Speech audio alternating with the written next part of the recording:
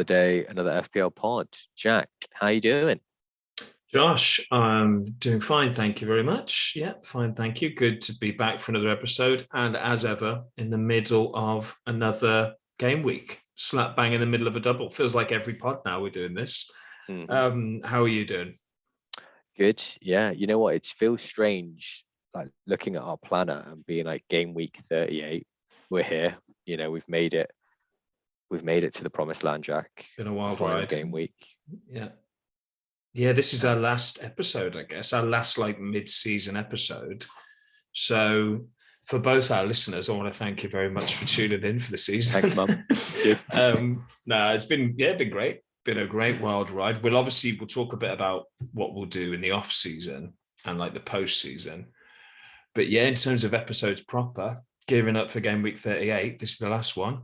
So yeah, been fun, isn't it? Yeah. It's been a whirlwind. But looking forward to finishing off the season. We started well. It's finished strong. Let's take everything we've learned from 37 game weeks worth of content, Josh, and apply it to this episode. Yeah. So what's on the menu, Josh? What are we talking about? Well, game week 38, there's no doubles. There's nothing like that to consider. It is just straight fixtures, all same kickoff times, just massive. So we're going to start by reviewing 37 or where we are with that now. And that's ongoing, as you said. And then we're going to look at 38. And we're going to particularly look at, the teams that have something to play for, because, some teams will be on the beach, others are really pushing the best overall assets, the best differentials if you're chasing rank, and then your best captains, our plans, what we're going to do in 38. And then, just as you mentioned, some update on summer content and pod plans that we're going to be creating ahead of next season. Sounds good. Yeah, sounds good. I love game week 38. It's so fun when all the games are on at the same time, isn't it? And there's like a carnival atmosphere to it somehow, no matter where you're watching it. And you do just get some mad score lines. You really do. I wish I had them to hand here, but thinking about previous seasons, like a couple of games, teams just batter some other teams, don't they? Like, it's weird. You get some mad scores, but yeah, and hopefully, and of course that means mad FPL scores if you can catch the right one. So we'll be trying to predict it, Josh, won't we? We'll be trying to look at which fixtures we think and which teams we think could be due for the hauls. Yeah. Should we quickly touch on how we're getting on in game week 37 though? Obviously the biggest double game week of that was 36, wasn't it? But this is still a massive double game week. How are you faring midway through? How many players you got left? Yeah, I mean, not faring too bad. I've got a few left, so I've still got Justin, Matty Cash, Zaha, captained him. Come on, got to do something.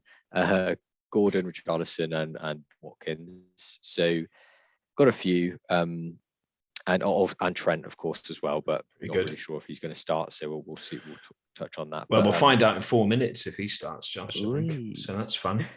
Live updates, more live updates, midweek updates. So yeah, basically I'm on 31 points, which red arrow, it's okay. It's not too bad. I think with that many to play, I think there's not that many managers that have a lot of doublers or a lot of assets left to play. So maybe that'll swing in my favor. But yeah, waiting for something to happen. I need something to kickstart this game week for me, really. So Richarlison's come back with 12 points, Watkins with 8. And apart from that, it is dreary news, Jack. Not a lot has happened. Pookie did great, but he is third on my bench. So he's probably not going to come on. But yeah, need one of the players playing their second games, or in some cases, their first for Trent, etc. Need them to kick off and do something special. Yeah, it's been rubbish actually so far this game week. It's been if this was just a single game week with the final fixture being tonight's Liverpool one, I'd be really in trouble. I'd be in a world of pain. But yeah, thankfully it's a double. And yeah, like you, it's looking like bar Richarlison kind of getting us out of jail. As Zaha captaincies are not looking a great shout so far, are they, man? I mean, he had a couple of chances against Villa, but I'm not excited about him for the second fixture like I was going into it. Yeah, I mean, it was a bit of a differential shout, wasn't it? Really, like he just hit some form, but I think there's enough there to do it. But yeah, we can't complain too much if he just does blank again, because it's our. Yeah, very true. Yeah, when I've been completely dining off my differential captaincy shouts for the last like 10 game weeks, so I can't complain if one of them doesn't work that well. I've cursed you. That's what I've done. Is we yeah, you've jumped aboard. You've jumped aboard and you sunk my ship. No, you never know. You never know, man. So I'm in a similar boat. 25 points with a -4, so 29 points. With the people, I got rid of Pookie, so that's even worse for me. For Danny Ings, who did nothing, brought in Zaha and Mikolenko, and they both did nothing for me. Obviously, Everton had a meltdown, 2 red cards. Thank God it just wasn't. I was just thankful he didn't get sent off. You just got to be thankful for the small things. Schmeichel didn't play, just a random second goalkeeper playing just out of nowhere. Son obviously doing nothing, quite unlucky. Coutinho's been a disaster of a transfer. I know a lot of people feel the same. Gordon as well. Like, we've sung Gordon's praises, but he's actually done nothing, has he? Really? Did he get 1 assist? I mean, the last 4 game weeks, he's done nothing. I know he's cheap, but it's rubbish, really, points-wise. Yeah, only good thing I did was bench my Arsenal assets, Nketiah and Saka, so I'm really glad they kind of didn't punish me for benching them. So there's another positive. But yeah, I've got no Liverpool, no Southampton to play, so it's just another rank drop tonight, whatever happens. Red Arrow currently down from 151,000 down to 180,000, so a big drop of 28k. But with 9 players left still to play, so I'm hoping that'll scramble me back up. What's rattled me, Josh, I must say, is this, and in a good way, is the addition of the mini league cups this year. So I've managed to, in our big league that we reference quite a lot, the 40-person league, this year there's like a cash prize for the winner of the cup, and I'm in the semi-final, and I'm just obsessing over my rival's team, like working out, right, he's got a this point gain on me, and we've got these players that are different, so I need to get X points from these players. Like, it's just great. It's just mental. But in a really good way, I think. So I'm loving that edition this year of the Cup. But it's kind of like tilting me on how I'd normally play, probably. So maybe my overall rank will suffer because of it, but fuck so it. Saying you can only focus on one thing at a time. Kind of.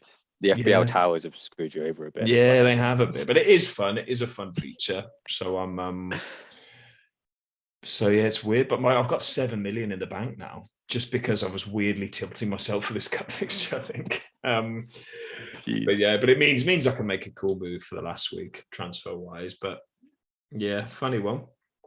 So it's all to play for, Josh, isn't it, for us going into these last few fixtures, I think. So, and I think that's the case for a lot of people, particularly people that were free hitting in a lot of doublers and things. So yeah, the story is definitely not over yet for this game week. No. All righty. So let's jump into the next segment, Joshua. We're looking at game week 38. People want to know who to bring in. You very kindly divvied up the teams that you think still have something to play for. So who are those teams and what are they playing for? Okay, so we'll see if anyone else wants to shout and say, actually, you've missed such and such team, we've got something crazy to fight for. But sure. The relegation battle, as I see it, is kind of Burnley, Leeds, Everton that have got still something to play for, or could potentially get dragged into this. So they're the ones, chewing down on this last game, biting down on a piece of wood and just fighting through the pain to try and get something. So I think you can look at them and say they're going to go all out. They've got something to play for, therefore look at them. Europe-wise, so obviously you've got the Spurs, Arsenal flippity flop that they've had, and then outside of that, you've got West Ham, which you're kind of battling for that next tier down. So, as I can see it, they're the only ones that really have anything to play for. Yeah, can anyone? Man, you can't really do anything now, can they? I think they're fixed on their points. They're not gonna. They're not gonna change position or where they sit in any of the qualifications. Are they Conference League then? I think they currently are. So I shouldn't laugh. It's disgrace. This great UK establishment to be humiliated like that is awful. But no, So they're currently, what is it? They're currently sat in 6th, and West Ham could leapfrog them. Right, I gotcha. So it's basically between those two for Europa League or Conference League, right? Or is it so, one year? I've just lost track on like which spot means what for the Europa and Conference. And this year it stays as it is, isn't it? So it's literally the first 4, then the next 2, and then the 7th is the Conference. Is that right? So 5th and 6th go to Europa League, do they? I believe so. But So it could be wrong. So it will be United and Man U. West Ham and Man U fighting whether they're Europa or Conference. That 6th spot, yeah. Because obviously the 5th will go to obviously either Arsenal or Spurs, and then 6th and 7th. Yeah, you're right. You're exactly right. So 7th is Conference, 6th and 5th. So Man U do kind of have to fight for this, I think. Yeah, true. No, they won't want to dip in there. Put them in, but they won't want to be dipping into Conference, will they? Ronaldo in the Conference League. What have United done? What have they done? And then that's Europe, and then the league, obviously, go kind of. For those who don't know, it's just City and Liverpool. So well, Josh, have you seen the Liverpool team? Let me read it to you. Let me read it. Well, much more than I would have thought. We've got Alisson in goal, Gomez, Matip, Konate, Tsimikas across the back, Milner, Jones, and Elliott in the middle, and then Minamino, Jota, and Firmino up front. And Trent's not even on the bench, so it's Diaz and Robertson are on the bench. Henderson, Keita, Thiago, Ox, Origi, and Williams. Wow. I mean, that is a hell of a rotation, isn't it? Yeah. I mean, I didn't expect that much, if I'm honest. I know they played Saturday, and know with the extra time and everything as well. I guess he's thinking a lot of players are drained, but it does feel a bit like he's throwing the towel in for a little bit, yeah. I mean, he's on probability. You've got a much better chance of winning the Champions League, haven't you? I mean, risking an injury to a Robertson or a Trent in this game would be kind of folly, wouldn't it? It's such a difficult one when you're fighting on all those fronts. It's so tough, I think, to know what to do. I mean, he's already watched Salah and Van Dijk walk off the pitch. Exactly. If you lose Mane, exactly. If you lost someone like Mane, it would just be brutal for you, I think. But what that does mean is the Trent owners, the benchies are coming on. So it does. He definitely won't appear. So that's an interesting one. It's good for my cup tie as well. I just want to add, which is obviously all I care about right now. That focus. But anyway, that'll be an interesting game. So I reckon that team could still beat a Southampton team. So I wouldn't be too worried. And he's got some big guns on the bench to bring on if it goes sideways. But okay. So let's talk about let's get back to game week 38 then. So good. So thanks for filtering those out. Should we start with the relegation teams? So who have we got? Burnley, Leeds, and Everton. So Everton are playing Arsenal. Should we start with Everton? Everton are playing Arsenal. I think a lot of people will have Everton players from this week, won't they? Like a lot of Richarlisons and Gordons knocking about. I've got Mikalenko. How are you feeling about Everton assets for 38? Good and bad. I would have liked it if they, had a beach team, but they obviously don't. They've got an Arsenal team who aren't in great form, but have something to fight for. So read into that as, what you will. It's kind of hard to say which Arsenal team's going to show up. In some ways, you'd say, maybe this is a good time for Everton to play Arsenal, a bit weakened, not playing great recently. And despite the last result for Everton, they were playing all right, in the kind of 2 games prior to that. So, but I think it's a case of, you've already touched upon Gordon. He's been proven to be a kind of eye test player, isn't he? Looks great on the pitch, does a lot, doesn't really return. Richarlison is in a rich vein of form at the moment. And then the defense, it's a toss-up because Arsenal will attack. So you can see them conceding for sure. Yeah, man. I think I think I'm that Arsenal Newcastle match last night was just embarrassing for Arsenal. Like it was so bad. So I know Newcastle are pretty good now, but I mean there was just nothing. They had absolutely nothing going forward. I felt bad for like Ramsdale because he was pulling off some good set. He kept it pretty respectable in the end, Ramsdale. But yeah, I think they're really on the road. They're going to, like, the media and everything have basically said, right, Spurs have top four now, don't they? They've all kind of, everyone's speaking as if they do. But they've obviously got to get something against Norwich Spurs still. So you're right, Arsenal technically do have something to play for in that, but it's looking ropey and they're going to be so dejected. And yeah, I'm feeling, and Everton, we don't know with Everton, do we? Whether it depends how you view it, because they could be safe by then, in which case, are they suddenly free to express themselves and play well?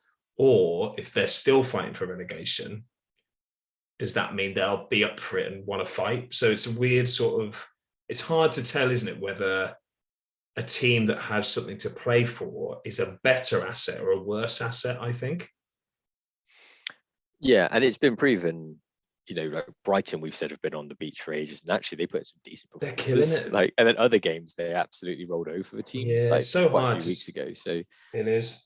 it's tough to say, but it's funny how I know we're focusing on Everton now, but it seems like although we're talking about these two teams, one's at the top of the table, one's at the bottom of the table, and yet it still feels like the Everton assets are maybe more enticing. It's weird. Yeah, I think so. My Everton assets, I'm not looking to bench, for instance. Yeah. And I'm looking at my Arsenal assets like, I'm not sure about you guys here. My Nketiah and Saka. It's very tough. It's very tough to know who to, because I've got three Arsenal, I've got two Arsenal and three Everton. So it's sort of, do you play them both and pitch them against each other, or do you know what I mean? It's hard. And I'm probably leaning towards my Everton assets, I think. Saka and Nketiah look totally gassed. They look completely knackered, which they probably are.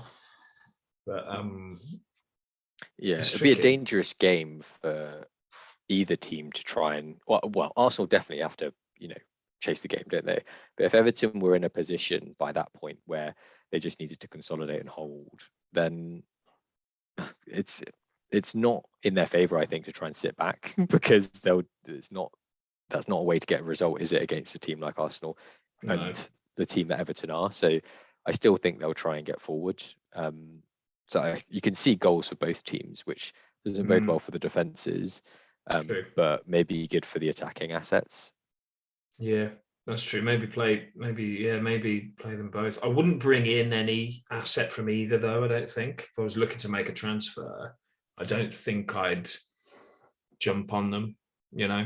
If I didn't have it's a hold. It's not a sell or a buy. I don't think for either of these guys. No, I mean, I think Richarlison's the only one which kind of stands out and said, okay, it's not a great fixture, but he's shown good form recently and returned well. He's good. So, yeah, he's good. But I don't know. I wonder now if there are if you're looking to bring in a striker this week, I wonder if there are some better options really that we can talk about shortly. Okay. So yeah, that's Everton. So we're going through the relegation goes, aren't we? So Leeds have got, who have they got? Brentford. Brentford. I mean, Leeds are poor, man. They're poor. If you've still got Richarlison, if you've still got Rafinha, I don't know what you're doing. That was one of my... Where have you been? One of the few good things I've done this year is getting rid of him when I kind of sensed that it was kind of done for him now. It feels like since those transfer rumours, he just hasn't had fully his heart in it. I don't know what it is. And they're just rubbish, aren't they, Leeds? They've really... they did really well to fight back the other day and get a draw against Brighton, but asset-wise, I mean, Geldhart, it's just not going to happen, is it? No, and I think that's the thing. When you look at the breakdown of, like, you're right, it was actually XG across that game for Brighton and Leeds was comparable, so close game. They did well. They both actually underperformed. I think it was 1-1, and the XGs for both was in the twos, so they both should have scored more goals. But then you look at the Leeds team and like who are the main contributors for key passes and shots and all that kind of stuff, and it's Rafinha, but then outside of that, it's players you probably don't want to go near, as you said, like Geller, and then you've got like Harrison's had 4 shots. Like, you don't want to go near that, do you? That's the thing. Harrison, yeah, he was so good last year, Harrison, wasn't he? And he wasn't like one of my favourite stats about last year was he was the highest scoring Man City player, Harrison. He's not that guy anymore. Which is crazy. He was at Leeds, but yeah, you can see when he plays, he's definitely got something about him, but just things aren't coming off for him. Yeah. And there's just that air of desperation about all of Leeds' play now that are there. Yeah, I think Rodrigo's terrible as well as a player. Doesn't do anything for me. And yeah, it's just that Bamford was the dream, wasn't he? And then that dream died early on. So I think, yeah, even though they're playing for their lives, Leeds, I think Brentford are a tough opposition, really tough. You know, they could finish top half, Brentford, and they'll be pushing for that, I think. They won't go easy on them. Like we saw against Everton, Brentford don't give a shit if you're fighting relegation. They'll go for you. Yeah. If they smell weakness. So, yeah, I actually think in this fixture with Leeds fighting a Brentford, a Tony, or even a Wissa, I'm loving the look of Wissa. I know, it's good. They were. Is a better punty option this game week than a Leeds player. Yeah, I'd agree with that. Yeah, I couldn't argue against that at all. Yeah, cool. So yeah, avoid Leeds, avoid them, and consider Brentford. Burnley, God bless them. God, it is hard to know who's going to survive, isn't it? It's really tough. Yeah. I hope it's Everton that drop. It would be so funny, but in reality, if I had to bet, I'd probably bet on Leeds dropping, I think. What do you think? Yeah, I mean, it's tough. I would be inclined to agree with you, but I mean, it's not. It changes, doesn't it? Everton looked gone, didn't they, a couple of games ago?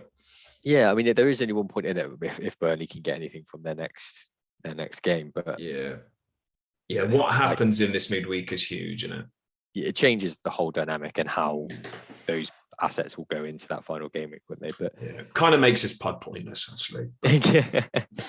What it says is, take what we're saying, but then recontextualize it when you've got that information. So who have Burnley got in 38? They've got Newcastle. Newcastle, tough. Yeah, even though it's a home fixture, which is, I think significant, especially on the last game of the season. If you're fighting relegation, the fans will get behind the team. But Newcastle, I hate to say it, are looking all right. So Chris Wood to bury him, maybe. Oh my days, yeah. Who knows? I mean, who would you want from Burnley? I mean, I know they played Spurs recently, so that's not a good comparison point. But before that, they played Villa, and was it the loss? Was it 3-1? Was it? And then they're rubbish, man. But they played okay, but they don't have that punch, do they? They're not hard hitters. Without Ben Mee. I mean, it hasn't really been talked about that much, but losing him has really got them into deep trouble. I think he's very good. And was Tarkowski injured as well? He was briefly. I don't know if he's back, but yeah. I just think they've got I mean, Cornet is all right, but I don't think he's worth getting really against Newcastle. I really don't. And Weghorst has been a bit of a troll, hasn't he? Yeah, he's shown moments, but really only moments, isn't it? I think, and a lot of that was when he first came in. We were hopeful, weren't we? It was a shiny new toy, and we just thought, all right, decent record in Bundesliga, but like many Bundesliga purchases, he's struggled. Yeah, so I mean, again, like Leeds, there's not really much we can say for Burnley, and that isn't a great fixture for them, even at home to Newcastle. No, agree. So I think out of the relegation guys, Everton assets are the one. Which is funny because they're playing the highest. Yeah, it's weird, isn't it? But Arsenal Arsenal Newcastle game has completely skewed my view of Arsenal now, and of Newcastle to a degree, because Newcastle were dominant. It wasn't just a kind of like unlucky loss for Arsenal. Newcastle were totally dominant. So the European chase is there. Obviously, the big one is Spurs and Arsenal. Like we've said, people are saying it's over now, but Spurs being Spurs, if any club is going to mess that up, it is them, I think. Yeah. But that being said, I think Spurs assets, they're playing Norwich. It's looking tasty. What do you think? Yeah, I mean, not that Norwich have anything to fight for, but it's not a good time to play Spurs. I'd say. I think their top assets are in good form, and that's scary, isn't it? The game changers for Spurs are in good form at the moment. So that's really like Kane and Son are still right up there. And so you'd back them against Norwich. You would. I mean, and yeah, Son will be going for the Golden Boot. Kane's on form, isn't he? Kane is Kane. And I think the others, like Kulusevski's good. Even their defense is looking a bit better now. But it's got to be Son and Kane that you focus on. I think they'll be two of the most transferred in this week. And they're captainable. I mean, Kane, would you go Kane or Son captain? Well, I don't have Kane, but if I did, if you had them both. Yeah, if you had them both. I think it's a tough call because up until probably 2 game weeks ago, you'd say Son, hands down. Yeah. But Kane was very good, and the penalties makes a big difference. Him on pens. So I don't think there's much between it at all. I would probably go for Son because I think he's got a higher ceiling at the moment with his goals rather than Kane's deeper like playmaker role. But just in any given game, I think Kane's penalties probably makes him a safer bet at the moment because there's not too much between them. So you'd go for Kane then? This week? I think he's like the safe bet in across like any game to maybe outscore some because of those penalties. Like you can get a penalty whenever, can't you? And he's still, very good at playmaking, and he is still a goal threat. But I think Son just has a higher ceiling to score more points in a game week, if you know what I mean. So, but that's trying to find an argument between the two. But like I said at the beginning, I really don't think there's much between them. Yeah, it's tough. I think I agree with the ceiling. I mean, 1 goal for a midfielder, 5 points. Say they keep the clean sheet. If they get 5 points plus 3 points plus the bonus. I mean, you're in double figures with just 1 goal. Like midfielders, it is crazy how they stack those points. Midfielders, and Son is just a striker, isn't he? He just is a striker these days. Like he's barely even a winger anymore. I'm just looking at the month of May for XG with Son and Kane, who's got the most. Also, it is close. They're both only De Bruyne's actually the highest, probably because of that 4-0. But yeah, so Kane's XG is 4.23 compared to Son's 2.34. Whereas, but they both scored 4 goals. XA, Son is a lot higher with nearly 1. Kane's at 0.36. So Kane, it looks like, has morphed himself back a bit into the kind of assister, hasn't it? Oh, sorry, into the kind of more deadly striker, whereas he was much more playing assister earlier on in the season. And that's reflected in the Burnley game, the most recent game, because Kane actually had 0 XA, which is crazy considering the role he's played. Did he? Did he? That's interesting. Yes, and he had the most shots of any Spurs player, so 6 shots, massive XG, partly 6 shots penalty, and then actually Son, was when he had 2 shots, 4 key passes, so it was almost like a role reversal, not directly, but in terms of stats. Interesting. That is interesting, isn't it? Yeah, and I think Kane isn't going to be the type to like, oh, Son, you're chasing the golden boot, take this penalty. He's just not going, is he? So it all goes back to that ghost goal. And he literally lobbied to get a goal changed to him from Eriksen. Interesting. But I think they're both 2 of probably the most desirable assets this week, Son and Kane. And they're, both guaranteed starters, unless there's any injury concerns, but pretty nailed. When you start looking at Liverpool and even City assets outside of KDB, there's like the rotation risk and all that kind of stuff. So you've got confidence with them too, haven't you? They're going to start. They're going to start and play 90 probably. 2 brilliant assets to have. Arsenal, we've kind of talked about them because they're playing Everton, but narrowing down their assets, what do you think? Does anyone appeal to you from Arsenal?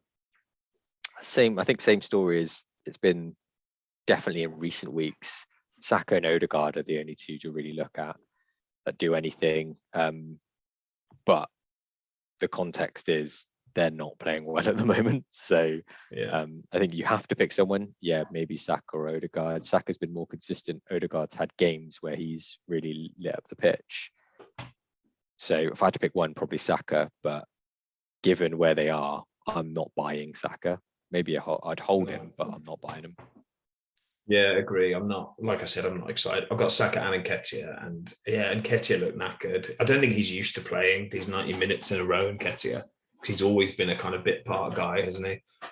And Saka looks knackered as well. He's not. Yeah. I mean, he's had a lot of injuries in the past and stuff. I just don't. I do love him. I think he's class, but and Arsenal's morale is going to be so low. I think it's after that Xhaka interview. Yeah, I quite like that interview. I didn't think it was as bad as the pundits are making out, really. Don't think he said anything that outrageous. Someone pointed out that if McTominay had said that, they'd be sort of praising him, you know? I think there's something to be said, though, for maybe that conversation to be held behind closed doors. And I know the fans are like, we want to hear it. But as a captain, I mean, he didn't name any names, did he? No. I know what you're saying. I don't know. It's a weird one. Yeah, like they don't need to tell us like what they say in interviews and stuff. It's not reflective of what goes on behind closed doors, is it ever? No, I mean it's the cookie cutter stuff, isn't it? Yeah. So I like it. You can't win, can you? Because like people say they want honesty. Then when we get it, we're like, oh, it's a disgrace. He said that. Keep it behind closed doors. Keep it behind closed doors. So I want brutal honesty. I think it's the best. I think it's so good. But yeah, avoid Arsenal. I think I've got just about the money to go in Nketiah to Kane, which is obviously a massive upgrade. So I'll probably just do that. 7 million in the bank. It's coming in good. So I'll be doing that, but and I won't be scared of Nketiah against Everton. That's famous last words, but yeah, I'm not worried about that. I don't think we need to say anything more on Arsenal, really. No, not going near defence. Nah, exactly. West Ham are interesting. They look really good lately, I think. They're playing Brighton, who also look very good. Brighton at home. Sorry, they're playing Brighton away at Brighton. Jared Bowen looks bloody good. He looks good for probably the second half of the season, especially, isn't he? And, that weird point in the season when all their other assets went off the boil and he came good. But yeah, I'd probably say maybe he's the only one you'd pick out of them. I mean, they're listed there because they're fighting for something, but as you said, not a great fixture for them. And despite how good he is, I probably wouldn't buy him because of that. But I'd hold him. He's not. He's just not high up on my list of. If the season was 5 more game weeks, then maybe. But because we're in this last game week now, it's just got to be that final little. Okay, who's got the best fixture this week? It's just the shortest term move you'll ever make, isn't it? So Bowen. I mean, Brighton away is a hard fixture. If they were playing Norwich or Watford, he'd be probably my number 1 pick, Bowen, because he's that good. Yeah, and he's that hot. You want to pick the hot form players, don't you? Not just like, oh, he'll be good, he'll come good later, or like he's got the best next 10 fixtures. That's all irrelevant now.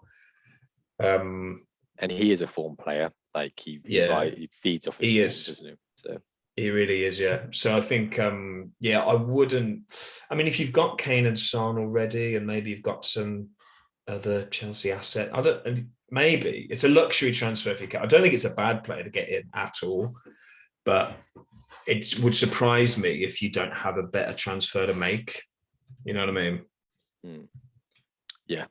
I agree. There's so many other options out there for this game week in particular. Yeah, so Bowen's just not high enough up on the list for me to say, yeah, definitely get him because of that fixture.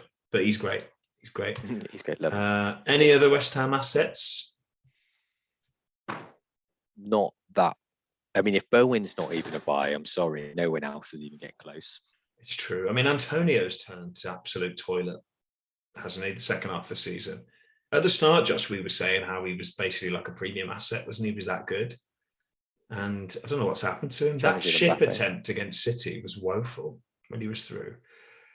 And yeah, he's just not. I've got no confidence in him in scoring anymore, and I've got no fear from not having him. He used to be like one of the most feared players if you didn't have him, didn't he? Because so many people had him and he was banging them in. But that golden touch has disappeared. It's a bronze touch now. Not even. Yeah, it's so true, man. And I think the Lanzinis and Ben Ramas of the West Ham world have they're not reliable enough. They kind of spread the points around a bit, don't they now? Yeah, and again, they're the ones that they're not the caliber of player that you can back when they're not in form. Like you wanted to see 2 or 3 game weeks before you move on to them or shift on to them. I think so. They just haven't given us that. I think so, yeah. And and they're not guaranteed to start. Wouldn't surprise me if Lanzini or Benrahma were benched. And Kufal just doesn't really offer enough going forward. Dawson's a good pick, but I mean, if you're making your one transfer on a Craig Dawson last game of the season, you're not playing properly. You're not playing properly. Fabianski, good goalie, but again, if you want a free hit, maybe. But again, there's better goalies to pick, so don't do it. Play the game properly, guys. Come on, play properly. Play as we tell you to play. I mean, we've added Man U into the playing for Europe thing because they're playing for Europa League over Conference League.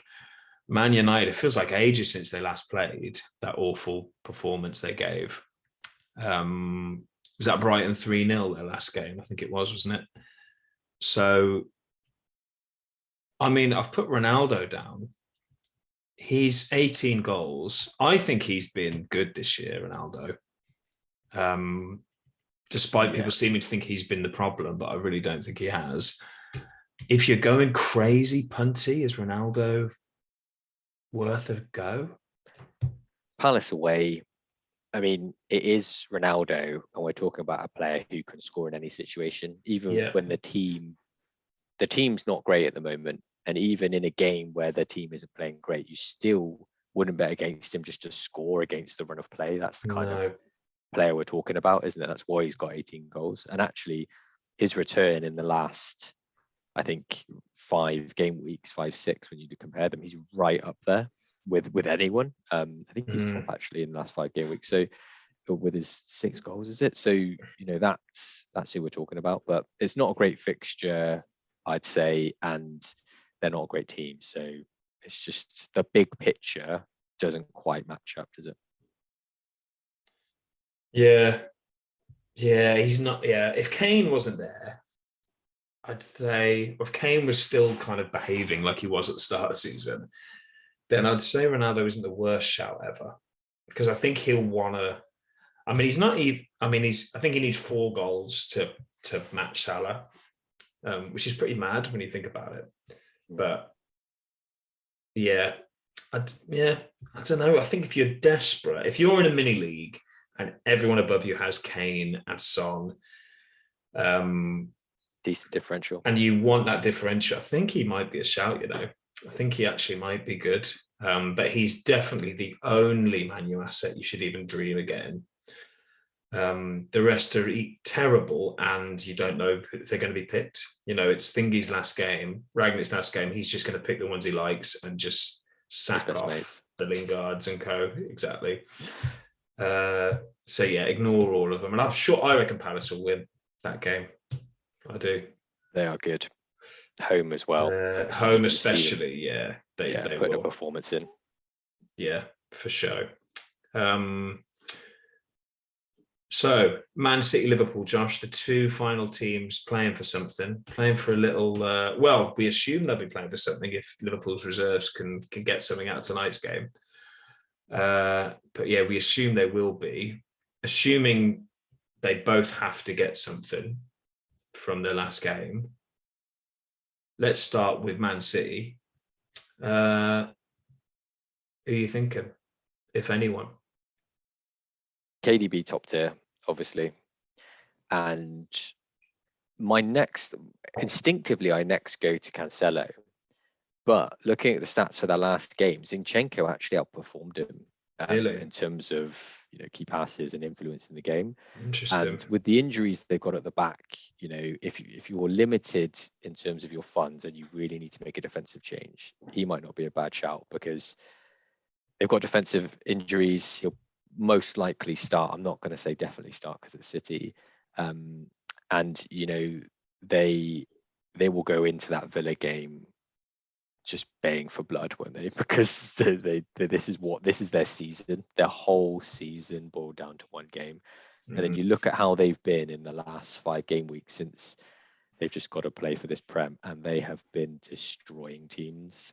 So I don't think it's going to go well for Villa. They will batter us, I'm sure of it. I'm absolutely sure of it. Obviously, the dream for Liverpool fans is Coutinho and Gerrard and Ings do them a favour, but it's just, I don't know, man. Yeah, when De Bruyne is on it, I mean, I agree with De Bruyne as the shout, but how would you rank him up with Son and Kane in terms of this week's best asset to get? I would rank him above them two if they didn't have Norwich. And I think the Norwich kicker puts them actually a level playing field. Yeah. So I think if you're looking to buy one of those 3 and you don't have any, limitations in terms of a midfielder or attacker, and you've got the funds, I literally think there's nothing between them. You can pick any of those 3. If it was me personally, I'd probably go KDB. Maybe that's me as a Liverpool fan thinking edge my bets. Yeah. But I think you look at how he's been recently as a player, you look at how City have been as a team, and the context of that game, and it's just a perfect storm of him just performing incredibly well. I can see him just grabbing that game by the scruff of the neck like he does and dominating. Tricky one. Yeah, tricky one. I mean, I don't think we'll be as bad as whom I think I'm getting confused here. City didn't whip Watford, did they? That was Leicester. So yeah, it was. I mean, City have just drawn with West Ham, and they look ropey. Is all I would say. But yeah, I don't know. I mean, I don't know. We're no mugs at the moment, Villa. Yeah, Newcastle they battered, didn't they? And Wolves, 2 teams who you would say are stubborn and decent. Looked like very tough fixtures, yeah, agreed. And Man City, they drew West Ham, a decent team again, but they had double their XG and they had a missed penalty. Yeah, I mean, that should have won the league for them, shouldn't it? That penalty was wild. Absolutely wild that he missed that. What is it with City and penalties? It's mad, isn't it? Yeah, I mean, just give them to KDB. I wonder if KDB will take the next one. I mean, Mahrez probably won't play, will he? He always gets benched for some reason. After he misses penalty. Yeah, I don't know. Villa are weird at the minute. I mean, we're on a bit of form. I think we're unbeaten in 4. Don't get me wrong, it's not a lack of confidence in Villa, it's just total confidence in City. Yeah, and we're away. Yeah, I mean it's gonna be a beating, yeah. It's tough. It's tough though with the KDB or the Spurs thing. You're right, because the fixtures. I think that's the big decision this week, isn't it? Who do you go if you're going for top, but if you want to go differential, then dare you look outside those 3? Well, I think maybe we should. We'll talk about Liverpool now, but there's a couple of teams that we haven't mentioned yet because they're not playing for anything in theory, but I think would be good picks and potential good differential pitch. But we'll talk about them in a minute. So going on to I mean, just to finish off on City, I suppose KDB we definitely agree on. I actually don't think Cancelo or any of the defenders are that good a pick purely because of the defensive chaos that they're in. Well, maybe chaos is a bit strong, but yeah, I just don't think I could see Villa sneaking a goal on the break, for example. And Cancelo, for as great as he is, I feel like he just hasn't really been delivering that much for us. I mean, he's got 1 double-digit haul in game week 22. And since then, he just threatens, doesn't he, so much that you think it's coming. But actually, it never comes. Yeah. You know what I mean? He got an assist against Newcastle. Yeah, he plays every game 90. He's played 90 minutes every game. Yeah. Every game since game week 25. And before that, he played. he's been subbed once. All competitions as well. Like it's not Yeah. just the Premiers, because it's because of the left back situation they find themselves in with, you know, the whole Mendy thing. Yeah. They don't have any cover there, and then right back, obviously Walker's been injured, and generally on any given day he'd pick one of the two anyway. So just perfect storm of Cancelo playing crazy minutes this season. It's weird, isn't it? And like Diaz and Laporte, Stones, all injury kind of problems. Ake. So yeah, I wouldn't bring in a City defender now for this game personally. But the problem, and as ever, the problem with the other attackers apart from KDB is you just don't know who's going to start. You really don't, even more so than ever, I think. Is Sterling going to start? Is Grealish going to start? Bernardo Silva? We don't know. Foden. I mean, people love Foden, don't they? But just benched again. Jesus. Take your pick. Yeah, there's so many and you can't play them all. So yeah, I think absolutely KDB is the only asset I would pick on a free hit. Yeah. So it's just whether you go for, because he's so expensive, whether you go for Kevin or you go for the Spurs boys. I don't think many people will be able to maneuver them all in without taking a lot of hits, which I don't think you really necessarily want to do this week. No. Good. The big one then, Josh, Liverpool. So potentially be vying for the title if it goes well for them tonight. What's going on with Liverpool? It feels like God bless them, they're spinning all these plates and they're doing really well. 2 cups in the bag. In this last game, how long until the Champions League is it from this game? That's a week, isn't it? A week. Right. So they've got that, and that's where the argument comes that the reason why I think Klopp's rotated so much this evening is because of there's the small amount of time which has occurred between the FA Cup final and today. Yeah, and for sure. Considering that they played so many minutes, because looking at his past choices of like resting, rotating, all that kind of stuff, he's never had an issue with playing players consistently when they've had enough rest. He just starts them again, plays them, brings them off the bench even. Like so they're not getting rest. He's just rotating for like sharpness as such. Right. So I think that's why he's rotated like that in this game, because he's just giving all those players the rest that they need after playing so many minutes on Saturday. But that argument doesn't stand up, obviously, for game week 38 versus the Champions League final, because they've got a whole week. So, and in fact, you know, players like Salah, they want to be on the pitch and playing ahead of the Champions League, don't they, to get some form in. So, yeah, and he said in his conference that VVD and Salah, I mean, obviously it's a long time before that, but we can check the updates. But he says he thinks that they'll be available for selection for that final game of the season.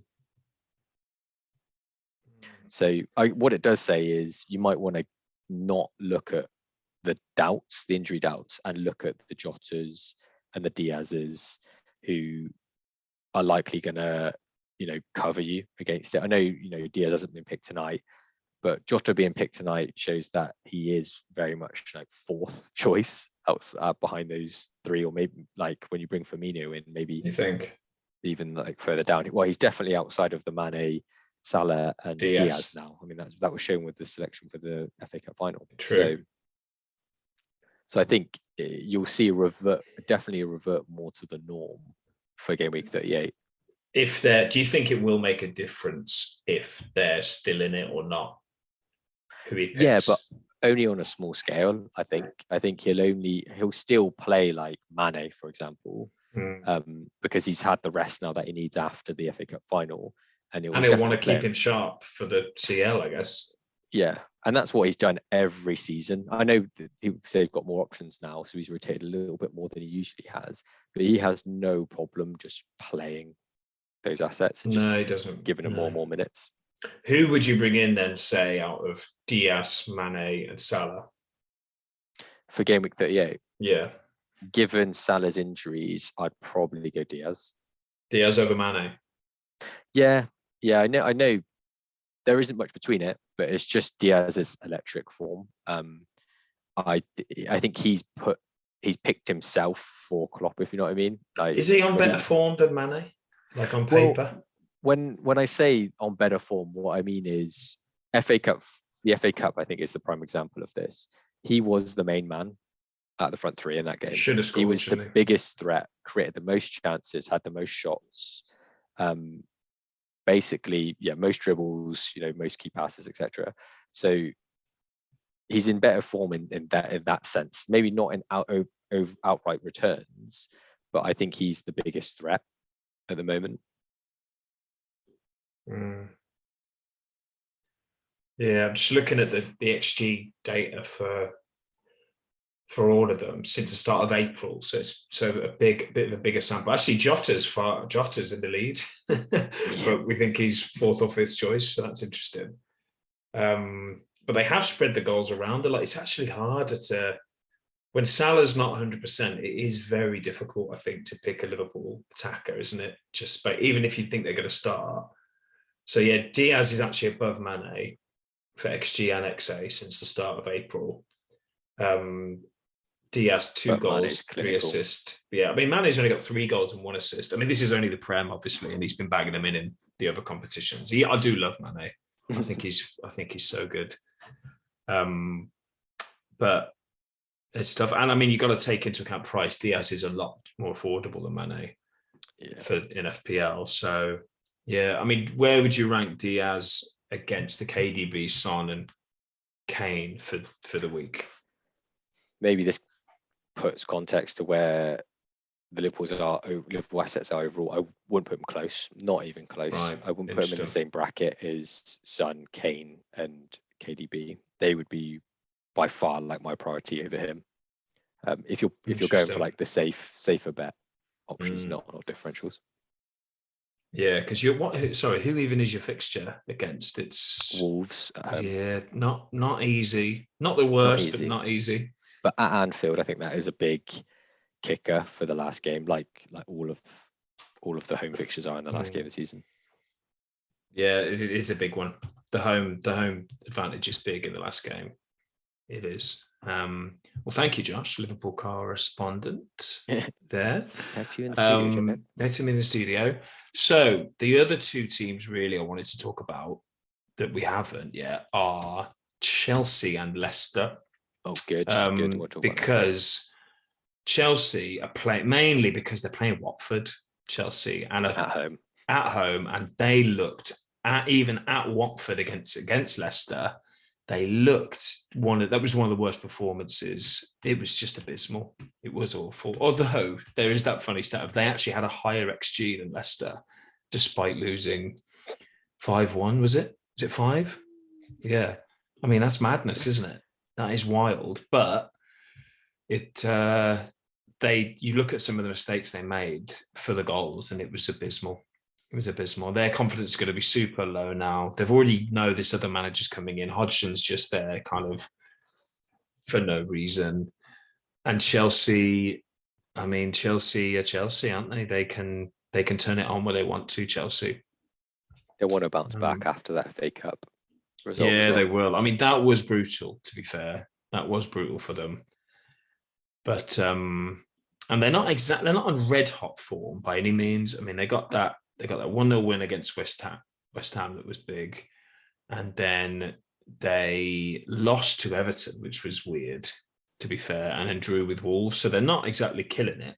And they're playing Leicester this week. So maybe you might want to wait until Thursday to see how they're looking and if they've got that FA Cup hangover. But to me, the Watford at home fixture, last game of the season, screams Mason Mount to me. I don't know. What do you think? Yeah, the 2 assets I would pick is Mason Mount or Reece James. James over Alonso. I think what we've seen is James return to a bit more of the form he was having earlier on in the season. I think in the last game, he was basically almost running the show, wasn't he? Like he's a threat when he's in that form, playing high up the pitch. So yeah, I think between him and Alonso, I'd pick him in current form. Yeah, I think I agree. and Mount's the one, given that, the Havertz's and stuff. Havertz was supposed to start the FA Cup final apparently, but what happened there? Did he get injured in warm up or something? I think it felt something in his hamstring or something. And Tuchel, it was the pre-match conference, wasn't it? Like Tuchel said, he felt it. He said he didn't want to, couldn't play, which is big in a final. And then Lukaku came in, but right. So you don't know who's going to be picked between those two now, do you, for that last game week? No, I mean, avoid them. Yeah, definitely avoid. But it's a bit like City. Avoid any of their attackers apart from Mount. I think it's fair. And even Mount has been rotated now and then. But I think for the last home game, they'll play Mount. I mean, I think he's their next sort of captain, isn't he? After Aspie leaves, by the look of it, he's class. So I'm really tempted with Mount. I'm massively tempted, especially because I'm sort of sitting on a Coutinho and a Saka, who I don't really like. If I can afford him, I'd 100% look at Mason Mount, but it's tricky. He's the standout asset, isn't he, for Chelsea? If you're going to go Chelsea, I think pick Mount. Yeah, and he's a great differential captain, I think. I know we're going to talk about differential in a minute, but I think he'll be an uber differential this week because everyone will gravitate toward the Spurs boys and the usual Liverpool City. So I think that's a bit of an under the radar captaincy shout if you want to go wild. Similarly, Leicester assets. I mean, my big question, Josh, is how we missed the bus with this after that mauling. They've got Southampton at home, pretty good fixture. What are we thinking with Leicester? Yeah, I mean, they're streaky, aren't they? We know that their assets are streaky in terms of their form and their performances. Maddison's like that. Barnes is like that. Vardy maybe less so, but he's been unfit, so we don't really know what the deal is with minutes and whether he's going to be knackered or whatever. He played 85 minutes in the last game, so but was obviously very good. So yeah, it's Vardy. Would love him if he's going to start. I think great pick for that last game week. Maddison, he's the FPL troll that you'll bring in off the back of his current form and he'll just do nothing. God, yeah. But did we both captain could end up being great shout? Point? I can't remember. I think we both captained him, didn't we, 1 week and he did nothing. But he looked. They did batter Watford, but they did. That XG data does show they kind of rode their luck a bit, and they capitalised well on Watford's mistakes, which I think Southampton would make far less. It is the most Vardy-esque. I was going to say you could see 3 shots, 2 goals, an XG of 0.54. He scored 2 goals. He makes a mockery of us, doesn't he? Of XG nerds, he really does. He just takes the piss out of them because he's so good. He's class, isn't he? That is mad overperformance, isn't it? Yeah. We talk about Son being a great finisher, but that is that takes the bacon. Yeah, we talked about strikers and who you can bring in, and there being some more options now. I think he's one of them. Again, if you want to go crazy differential, I don't think Vardy's the worst shout. He looks fit again, and he seems to make those Barnes and Maddisons play better, Vardy, I think, because he just provides those brilliant runs for them to pick him out or find space. I think Leicester. I'm not going to go for a Leicester player here, but if I was free hitting, I might put one in. Or I don't think they're a bad shout.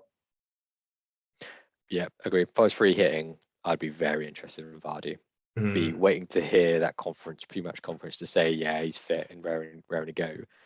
And I don't think he's a great differential shout and maybe differential captain. Yeah, agree, man. And we may as well round it off now. We've actually, I've been ticking them off, Josh, and we've actually touched on every single fixture now, apart from one. Go. So the last one's Crystal Palace at home against United, and I think we have even mentioned that one with Ronaldo, so we have mentioned it. But Palace, we both got Zaha. How are you feeling about him for this one? Not good. You know. Maybe it's the bias of the fact that he blanked the last game, etc., etc. But you're right. He came into this game week 37, with decent form. Hence why we both brought him in and both captained him. But if he does say blank the next game, so the double that he had in 37, he's blank both, then of course you'd just be like not even considering him. Really? I think.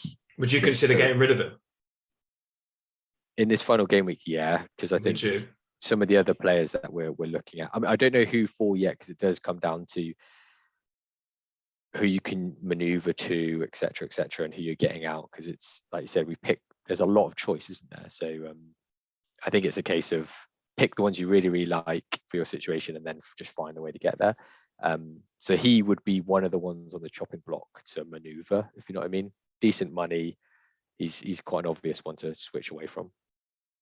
Yeah, I mean, I'm more confident that he does well against United. Than he does against Everton, to be honest. At home, last game of season home, it feels like quite a Zaha-esque game.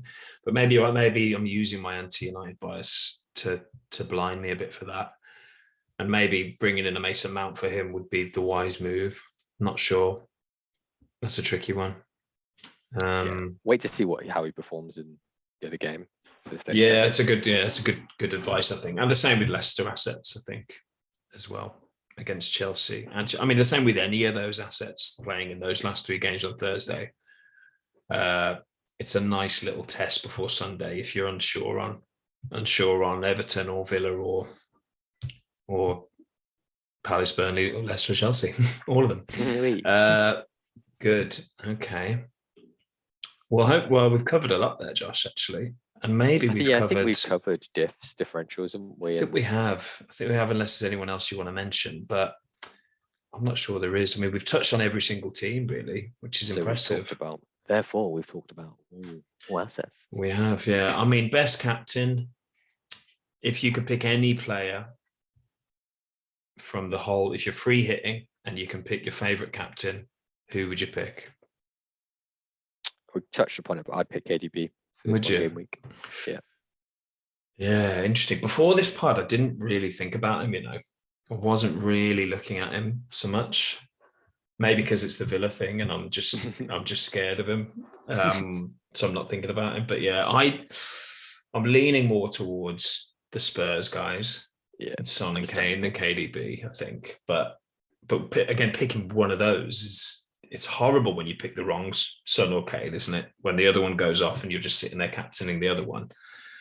And there's always the Spurs-esque Spursing it up against Norwich. I mean, Dean Smith will really want to just upset them there.